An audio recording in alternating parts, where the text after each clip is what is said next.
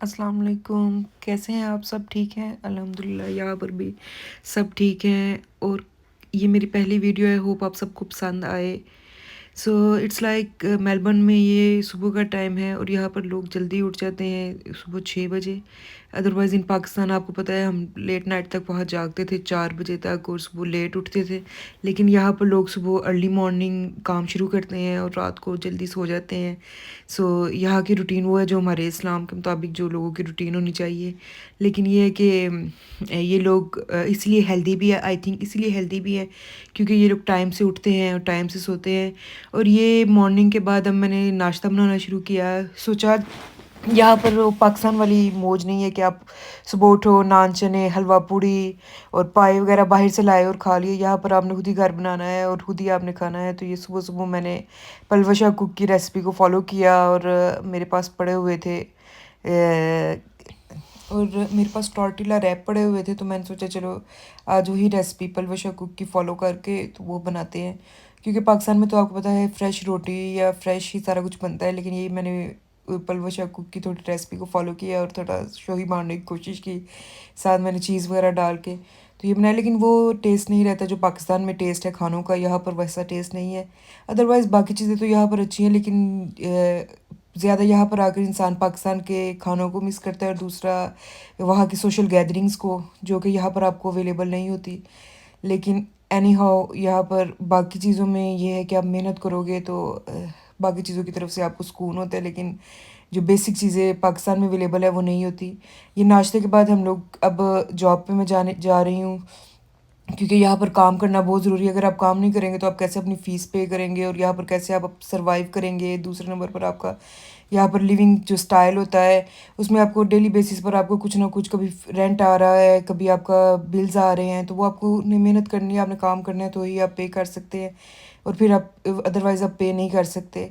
तो ये तो काम तो बहुत ज़रूरी है यहाँ पर। और फिर वापस आए तो ये हम लोग गए वूलवर्थ और कोल्स, यहाँ के दो मशहूर तरीन जो ब्रांड्स चलते हैं जहाँ से आप शॉपिंग कर सकते हैं, कंपनीज़ हैं जहाँ से। यहाँ पर हर वेडनेसडे को ऑफ़ लगता है, हाफ 30% ऑफ या 50% ऑफ लगता है, जो कि आपके पास नॉर्मली आपके पास होती है। वो एक हाफ प्राइस आपकी एक एप्लीकेशन होती है, वहाँ से आपको पता चल जाता है किस चीज़ पे ऑफ है और उनकी अपनी भी एप्लीकेशंस हैं।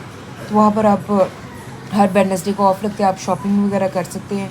ये मैं एक चॉकलेट वाली साइड आपको दिखा रही थी, क्योंकि मेनली आपका फोकस इसी तरफ होता है जब आप शॉपिंग करने जाते हैं। नहीं आप ग्रॉसरीज करने जाते हैं, लेकिन आप लाजमी कोई ना कोई चॉकलेट या इस तरह की कोई चीज़ आप लाजमी लेके आते हैं। स्पेशली अगर आपने पाकिस्तान जाना है तो आपका मेन फोकस आप चॉकलेट्स और इन चीज़ों पे होना चाहिए, क्योंकि पाकिस्तान में तो इसी चीज़ को सौगात समझा जाता है। लेकिन यहाँ पर तो ये एक नॉर्मल चीज़ है, क्योंकि ये लोग भी चॉकलेट को बहुत पसंद करते हैं। तो मोस्टली आपको हर वीक ये डेयरी मिल्क और इस तरह की चॉकलेट्स पे लाजमी आपको ऑफ मिलेगा। और मैंने भी एक चॉकलेट न्यू डिस्कवर की यहाँ पर, जो कि पाकिस्तान में नहीं मिलती है। अदरवाइज़ ये रफ़ेलो और ये सब कुछ पाकिस्तान में मिलते हैं। एक लिंट्स चॉकलेट है, आई डोंट नो, मैंने काफ़ी रिसर्च किया, सो मुझे पता चला कि ये हलाल है। So it's very yummy, it's like it's from inside it's melting in your mouth. So मैंने आजकल वो खाना शुरू की हुई है। लेकिन ये है कि यहाँ पर आपको वैरायटी वही मिलती है जो पाकिस्तान में भी मोस्टली अवेलेबल होती है, वही डेयरी मिल्क, रफ़ेलो एंड। और क्योंकि यहाँ पर हर चीज़ तो हलाल है भी नहीं, कुछ चीज़ें इस तरह की, कुछ चॉकलेट्स या कुछ ऐसी हैं जो आपको दुबई में हलाल मिल जाएंगी या कंपनीज़ की चीज़ें मिल जाएंगी हलाल, लेकिन यहाँ पर वो हलाल नहीं होती। सो आपको बहुत रिसर्च करके बहुत देख के चीज़ लेनी पड़ती है। हर चीज़ यहाँ पर आपको वो उस तरह नहीं है कि आपने गए और आपने चीज़ उठा के अपने पास ट्रॉली में रख लिया। आपने अच्छी तरह उसको सारा देखना है, उसके बाद फिर आप शॉपिंग कर सकते हैं, जो कि पाकिस्तान में इसका आपको करने की ज़रूरत नहीं। पाकिस्तान में तो आपको रेडीमेड हर चीज़, यहाँ वहाँ के रात के टाइम आपको लेट नाइट क्रेविंग्स के लिए आप ऑर्डर करके कुछ भी मंगवा सकते हैं। यहाँ पर इस वूलवर्थ आपका 8 o'clock 9 o'clock बंद हो जाता है। मोस्टली ग्रॉसरी शॉप्स, मॉल्स 5 बजे बंद हो जाते हैं। और ये वाली जो वूलवर्थ या कोल्स है, ये रात को हर 9-10 बजे तक खुले रहते हैं। उसके बाद आपको कुछ भी नहीं मिलेगा। और ये फिर वापसी पे हम घर जा रहे थे, तो यहाँ पर मैंने कहा थोड़ी सी रिकॉर्डिंग कर ली जाए। ये यहाँ का कैरोलिन स्प्रिंग में एक वॉकिंग ट्रैक बना हुआ है जहाँ पर आप वॉक कर सकते हैं और साथ दरमियान में ये एक लेक सी बनी हुई है। बड़ी फ्रेश एयर होती है ना, कोई भी जैसे हार्ट पेशेंट है या कोई भी आप पिछले टाइम ही पाकिस्तान में बोला जाता है 5 o'clock आप इवनिंग में के टाइम में यहाँ पर आप वॉक करने के लिए निकले, आप बहुत फ्रेश फील करते हैं।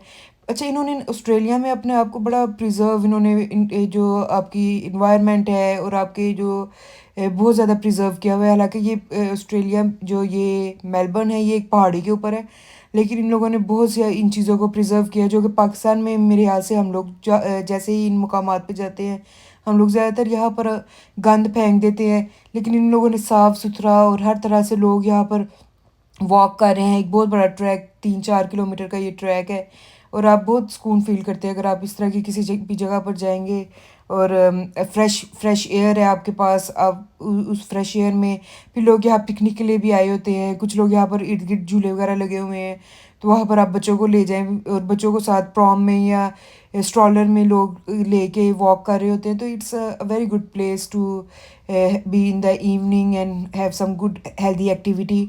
लेकिन ये चीज़ें पाकिस्तान में मिसिंग है, लेकिन पाकिस्तान में और तरह से बहुत बहारें हैं जो आपको मेनली जो मैंने अभी तक नोटिस किया जो डिफरेंस है, वहाँ पर आपको फूड फौरी अवेलेबल होता है, आपको हर चीज़ घर बनाने की ज़रूरत नहीं पड़ती। यहाँ पर भी रेस्टोरेंट्स हैं अब, लेकिन वो जो न्यू स्टूडेंट्स हैं या जो लोग अभी न्यू न्यू जिन्होंने जॉब शुरू की है उनके लिए बहुत एक्सपेंसिव पड़ता है।